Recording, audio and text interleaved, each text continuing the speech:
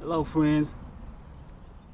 This is an episode of Grow Dammit. This is my garden, and I'm just giving everybody a little briefing as to what's going on with the garden and how I came about doing the garden. I've been wanting to do a garden for a long time. I wanted my own personal garden space. In Thomaston, when my backyard was just too shaded to even have a garden, so I didn't even attempt to even plant a garden. And my neighbor did, and their garden did pretty well, but they had a lot more. Their yard wasn't as shady as mine. So now that I have the space to do it, um, here it is. I wanted my garden to be in beds, but I couldn't afford to go buy that material and build beds and try to buy dirt to put in it. So I just went to the store and I bought some 2x4s, and what I did was I used them as markers to separate what is what. Like right here, that's my yellow squash right there, and right here, this is gonna be my bell pepper. Um, Bell peppers don't climb trellis; they kind of grow upright. But your cucumbers are gonna take a lot of space, and so I built this trellis just from my imagination. I couldn't afford to go to Home Depot and Lowe's and buy all this fancy stuff that was gonna cost me a lot of money. So I had these trees, these sapling trees that had been cut down in the backyard, and they've been sitting out here for a long time. They're really sturdy, and so what I did was I anchored about four of them into the ground with cement so that it can be sturdy enough to hold the vines when the fruit starts to get bigger and bigger. And I took some plastic fencing that I had, and it pretty much looked like this. I bought it at a secondhand store. I knew last year when I bought it that I was going to use it for the garden. I just didn't know exactly what I was going to use it for, but I just cut strips of it because it's easy to cut and it's really sturdy. And so I just cut strips of it, and I used these uh, zip ties to zip tie it together to the trees so that when it starts to get weight on it, the fruit of the vines will weigh down and anchor the trees even more into the ground. And so that's what I did with that, because I kind of want it to almost look like the trees are still alive. So when the vines start to develop, it almost look like the trees are alive. Somebody asked me on Facebook the other day, how do I know what birds I'm feeding? Because I have a hummingbird feeder. So I bought this hummingbird feeder, and you can get hummingbird feeders for cheap. You can even make your own. You can go to Pinterest and it'll show you how to even create your own. But I bought this one for $1 at the Dollar Tree, my favorite store. All right, so I made the nectar that's in there too. So you can pretty much do everything. Google it. Google anything and you can learn how to do it.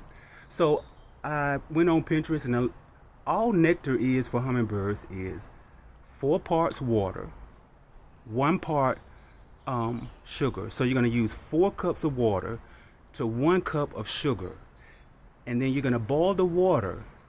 When the water starts to boil, you pour your sugar over in it and you make it into a syrup.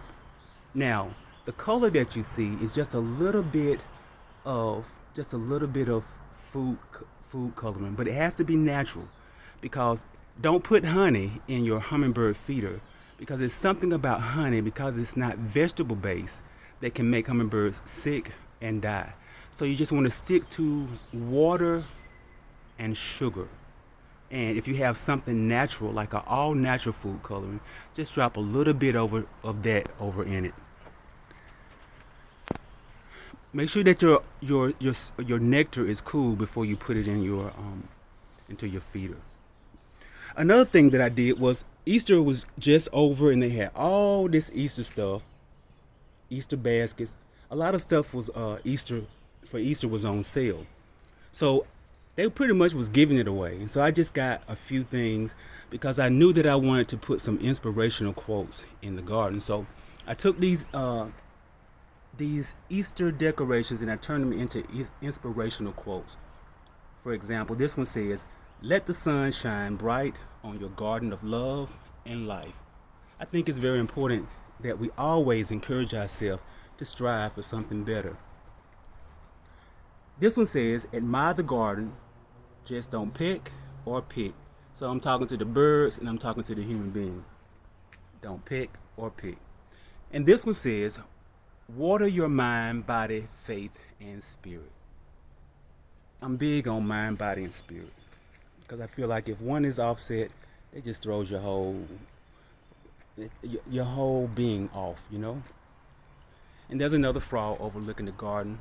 Once again, you can buy this stuff very inexpensive at the Dollar Tree. And what I did with these, I just bought a bag of those Easter eggs because I was looking for something to really mark where I had planted my corn seeds. So I just took these eggs and I just kind of made a circle around my seedlings so that when they start, so I don't trample on them when I come out here. So I know it's kind of where the seeds are and where they're going to sprout up at. And this is another trellis that I made, just using my imagination. I went out and I bought this fencing. All of this fencing was just about $8 at Home Depot. And I just tied some twine and some synthetic thread that I found in the basement. I just pulled it apart and I just took some zip ties, and I zip tied it together to the pole. And I want my beans to grab onto these trellises and grow upright. So that's my bean pole. So you can use your imagination and come up with whatever and I am that persnickety person that wants a pretty garden. So I will come out here and I will pull up anything that's not supposed to be out here. So weeds, whatever. But that's my trellis for my cucumbers as well as my squash. And so stay tuned for another episode of Grow Dammit.